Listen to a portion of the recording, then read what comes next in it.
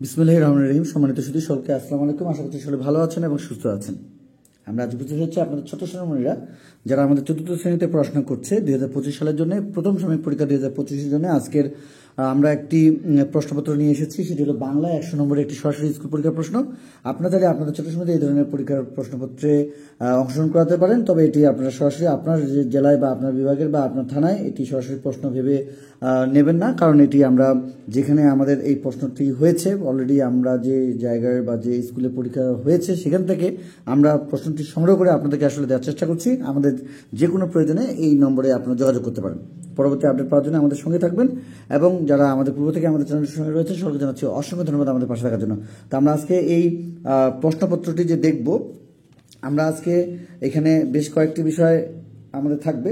তো আমরা চেষ্টা করবো আপনাদেরকে পুরো বিষয়টি সুন্দরভাবে দেখিয়ে দেওয়ার এবং আমাদের আজকের এখানে যে আলোচনা সেটি হলো আমরা সর্বমোট কিন্তু 14টি প্রশ্নের আজকে কিন্তু আমরা আলোচনা এখান থেকে পেয়ে যাবো ইনশাল্লাহ। এবং 14টি বিষয় আমরা এখানে যে পাবো সেই 14টি বিষয় জানতে এবং দেখতে অবশ্যই আমাদের সঙ্গে থাকবেন। তো আমরা আজকে চেষ্টা করছিলাম আপনাদেরকে সুন্দরভাবে দেখিয়ে দেওয়ার। সেটি হলো চতুর্থ শ্রেণীর বাংলা প্রশ্ন 100 নম্বরের এবং 2 ঘন্টা 30 মিনিটের জন্য। আজকের এই ছোট সময়টা আমাদের এখান থেকে কি কি শিখবে এবং কি কি জানবে 14টি বিষয় জানতে প্রথম থেকে শেষ পর্যন্ত ভিডিওতে সময় দেবো। তো প্রথমে যেটি থাকছে সেটি হলো আমাদের কবি ও কবিতার নাম সহ পালকির গান কবিতাটি লেখো।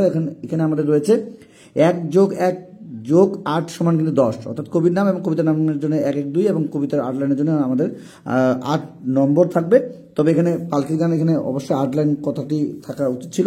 আচ্ছা, চলে যাবো 2 নম্বরে রয়েছে নিচের সংক্ষিপ্ত প্রশ্নগুলোর উত্তর দাও যে কোনো 4টি। নিচের প্রশ্নগুলোর উত্তর দাও যে কোনো 4টি আমরা দেখে দেওয়ার চেষ্টা করছিলাম। আমাদের প্রশ্নগুলো কি কি থাকছে সেটি হলো বাংলাদেশের বছরে কয়টি ঋতু আসে যায় এবং পাতায় বসে ময়রা কি করছেন, বড় রাজা কিভাবে রাজ্য জয় করতে বের হলেন এবং এর সঙ্গে রয়েছে জয়নুল আবেদিনের জন্ম কোথায়, জয়নুল আবেদিনের জন্ম কোথায় রয়েছে নবান্ন ছবিতে কি ফুটে উঠেছে। আচ্ছা, তার মানে আমরা এখানে আরেকটি প্রশ্ন পেয়ে যাবো, সেটি হলো আমাদের চড়াই কোথায় থাকে, চড়াই কোথায় থাকে। তো আমরা এই চতুর্থ শ্রেণীর বাংলা বিষয়ে আমরা যে বিষয়টি দেখতে পেলাম সেটি হলো যে সংক্ষিপ্ত প্রশ্ন আমাদের যে কোনো 4টি কথা বলা হয়েছে, 4টির জন্য আমাদের 8 নম্বর এবং বাংলাদেশে বছরে কয়টি ঋতু আসে যায় এই ধরনের বিষয় আমরা পেয়ে যাচ্ছি। এবং আমাদের পাটায় বসে ময়রা কি করছেন এবং বড় রাজা কিভাবে রাজ্য জয় করতে বের হলেন এবং জয়নুল আবেদিনের জন্ম কোথায় এবং নবান্ন ছবিতে কি ফুটে উঠেছে এবং চড়াই কোথায় থাকে।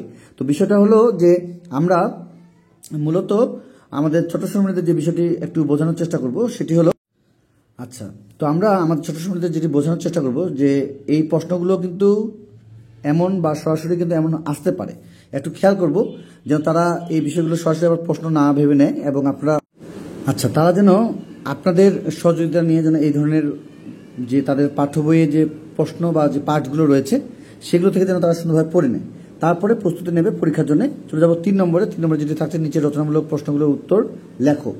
এখানে আমাদের যে কাজটি করতে হবে সেটি হলো যে কোনো 3টি প্রশ্ন এখানে আমাদের থাকছে দিতে হবে, অপশন বেশি থাকতে পারে, সেটি আমরা একটু দেখে নেব।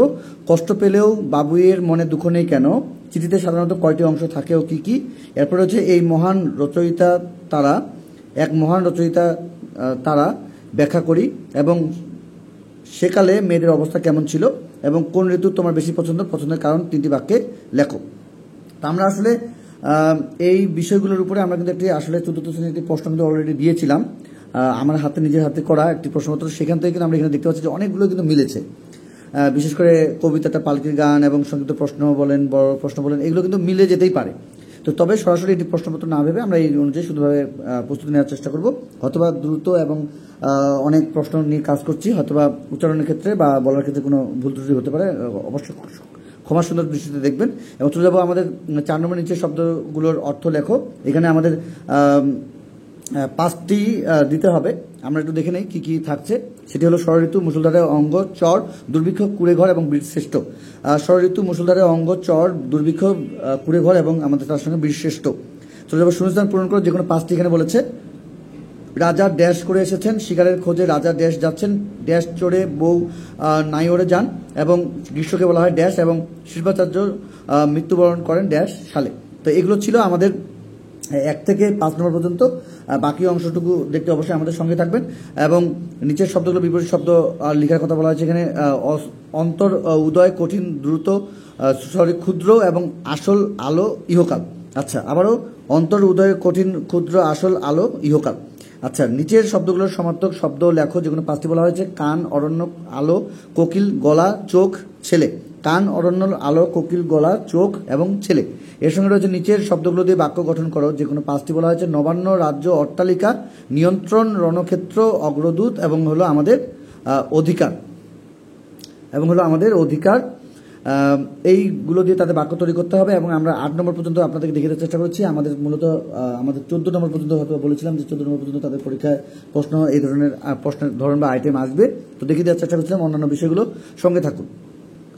আচ্ছা, নিচের অনুচ্ছেদটির যথাস্থানে বিরাম চিহ্ন বসিয়ে উত্তরপত্রে লেখো। সেটি হলো আমাদের দেশে ষড়ঋতুর দেশ এর অর্থ প্রতি বছর 2 মাসে একটা ঋতু, যেমন বৈশাখ ও জ্যৈষ্ঠ মাস দুটি হলো গ্রীষ্মকাল। এইভাবে কিন্তু আমাদের আরো অন্যান্য যে অনুচ্ছেদগুলো রয়েছে সেগুলো থেকে আপনারা তাদেরকে এগুলো শেখাবেন। এবং রয়েছে সঠিক উত্তরটি উত্তরপত্রে লেখো। মনপুরা সত্তর কিসের ছবি, এখানে অপশন রয়েছে ক, খ, গ, ঘ পর্যন্ত। আমরা একটু দেখে নেব, এগুলো শুধুভাবে তাদেরকে সহযোগিতা করবে। এবং চোরাই থাকে, ড্যাশ, বাসায়, অট্টালিকা, এইভাবে পার্কে, কুড়ে ঘরে, এইভাবে 4টি অপশন রয়েছে। বাংলাদেশের মুক্তিযুদ্ধে জীবন উৎসর্গকারী বীরশ্রেষ্ঠ কতজন, এখানে বলা হয়েছে। ক, খ, গ, ঘ এইভাবে দেওয়া রয়েছে। এবং মতিউর রহমানের বিমান ঘাঁটি কোথায় বিধ্বস্ত হয়েছিল, এ ধরনের বিষয়টি হবে। ক, খ, গ, ঘ এইভাবে দেওয়া রয়েছে। এবং এরপরে রয়েছে আমাদের কত বছর বয়সে বেগম রোকেয়ার বিয়ে হয়, 14, 13, 16, 17। এবং এরপরে রয়েছে 11 নম্বরে, সেটি হলো যুক্তবর্ণ ভেঙে লেখার কথা বলা হয়েছে এবং শব্দ তৈরি করার কথা বলা হয়েছে, যেগুলো 5টি। এবং দন্তনয় দেখতে পাচ্ছি আমরা এখানে। এবং এরপরে পেয়েছি হলো বর্গীয় জয় জফলা, পয় যুক্ত, কয়লয় যুক্ত এবং হচ্ছে দয় রফলা হবে।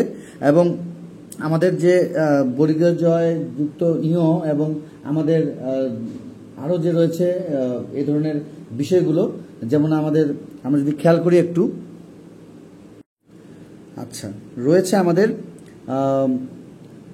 ইয় যোগ বর্গীয় জ বা বর্গীয় জ যোগ ইয়, এই ধরনের যুক্তবর্ণগুলো। এবং তার সঙ্গে আমরা আরও কয় যোগ আমাদের মূর্ধন্য ষ, এগুলো আমরা শেখাবো। এবং দন্তনয় তয় যুক্ত এখানে দেখতে পাচ্ছি। তো এই যুক্তবর্ণগুলো তো শেখানোর চেষ্টা করবো। এবং তার সঙ্গে বাক্য বা শব্দ, এগুলো আমরা প্রয়োগগুলো ক্লাস 4-এর যেহেতু পড়ে তারা, এগুলো আমরা সুন্দরভাবে শেখানোর চেষ্টা করবো। তো যাবো 12 নম্বরে। 12 নম্বরে আমাদের যেটি থাকছে সেটা নিচে বাক্যগুলোর এক কথায় প্রকাশ করার কথা বলা হয়েছে এখানে। সেটি হলো যে মুক্তিযুদ্ধ করেছেন যারা, জানার ইচ্ছা, ডাক বহন করে যে অতিরিক্ত সাহস, এইভাবে রয়েছে। এবং এর সঙ্গে রয়েছে আমাদের ঐক্যের অভাব, আকাশে চড়ে যে এবং কাগজের তৈরি, এই বিষয়গুলো সুন্দরভাবে আমাদের ছোট ছোট থেকে শেখাবো। এবং আরও যে যুক্তবর্ণগুলো রয়েছে, আমাদের আরও যে এক কথা প্রকাশগুলো রয়েছে, আরও সঠিক উত্তরগুলো রয়েছে, বিরাম চিহ্নগুলো রয়েছে, এগুলো সুন্দরভাবে প্রত্যেকটি পার্ট থেকে আমরা শেখানোর চেষ্টা করবো। চলে যাবো আমাদের 13 নম্বরে। বাবার সঙ্গে মেট্রো রেলের ভ্রমণে অভিজ্ঞতা জানিয়ে বন্ধুকে একটি, এখানে অথবা চিঠির লেখার কথা বলা হয়েছে বা পত্র। এবং এর সঙ্গে আমাদের আরেকটি বিষয় রয়েছে, সেটি হলো পালকির গান কবিতাটির মূল ভাব, এখানে লেখার কথা বলা হয়েছে। পালকির গান কবিতাটির মূল ভাব লেখো। তো এখানে 2টি অপশনই রয়েছে, যেগুলো একটি আসলে থাকার কথা, তবে 2টি অপশন দেওয়া হয়েছে, যার যেটি পছন্দ সে সেটি লিখবে। তবে পরীক্ষায় আপনাদের যেগুলো একটি অপশন একটি থাকার কথা, 2টি নাও থাকতে পারে, এটি একটু খেয়াল করবে। এবং লাস্ট যে বিষয়টি সেটি হলো আমরা দেখাতে চেষ্টা করবো যে প্রদত্ত সংকেতের আলোকে নিচের যে কোনো একটি বিষয়ের 150 শব্দের একটি রচনা লেখার কথা এখানে আমরা পেয়ে যাবো। সেটি হলো বাংলাদেশের পাখি সূচনা, বিভিন্ন প্রজাতির পাখি, পোষা পাখি, শিকারী পাখি, জলচর পাখি এবং গায়েব পাখি, বুনো পাখি এবং উপসংহার। এইভাবে আমরা বিভিন্ন সংকেতগুলো আমাদের ছোট ছোট বিভিন্ন গাইড থেকে, বিভিন্ন নোট থেকে আমরা শেখানোর চেষ্টা করবো। চলে যাবো বাংলাদেশের ফুল রচনা, এখানে পেয়ে যাচ্ছি সূচনা, বিভিন্ন ঋতু ও ফুলের সমারোহ এবং শীত ও বসন্তকালের ফুলের গুরুত্ব এবং উপসংহার, এগুলো পেয়ে যাবো। তার সঙ্গে লাস্টে যেটি পেয়ে যাচ্ছে সেটি হলো বাংলাদেশের প্রকৃতি সূচনা, বাংলাদেশের ভূপ্রকৃতি, বাংলাদেশের প্রকৃতিতে ঋতুর বৈচিত্র্য এবং উপসংহার। এই বিষয়ে আমরা আমাদের ছোট সময়তে পেয়ে গেলাম আমরা একটি 100 নম্বরের প্রশ্নপত্র। এবং 14টি বিষয়ই আমরা আপনাদেরকে প্রথম থেকে শেষ পর্যন্ত কিন্তু দেখিয়ে দেওয়ার চেষ্টা করেছিলাম, যাতে করে আপনারা আপনাদের বাসা থেকে এই ধরনের পরীক্ষাগুলো নিতে পারেন এবং প্রশ্নপত্রগুলো আপনারা এই ধরনের সাজিয়ে তাদের বেশি বেশি করে মডেল টেস্ট নিতে পারেন। তো দেখিয়ে দেওয়ার চেষ্টা করেছিলাম আমাদের ছোট সময় যারা আমাদের 4th শ্রেণীতে পড়াশোনা করছে তাদের বাংলা বিষয়ে একটা সরাসরি স্কুল পরীক্ষা প্রশ্ন দেখিয়ে দেওয়ার চেষ্টা করেছিলাম। তো যারা নতুন অবশ্যই চ্যানেলটি সাবস্ক্রাইব করে নেবে পরবর্তী আপডেট পাওয়ার জন্য। এবং আমাদের যে কোনো বিষয়ে জানতে এবং পরামর্শ প্রদানে আপনাদের এলাকার যে কোনো প্রশ্ন হয়ে যাওয়া সেগুলো আপনারা আমাদের এই হোয়াটসঅ্যাপ নাম্বারও দিয়ে রাখতে পারেন। সকলকে ধন্যবাদ জানিয়ে আপনাদের ছোট সময় সুস্বাস্থ্য কামনা করে এবং আপনাদের সুস্বাস্থ্য কামনা করে আজকের মতো শেষ করছি। খোদা হাফেজ।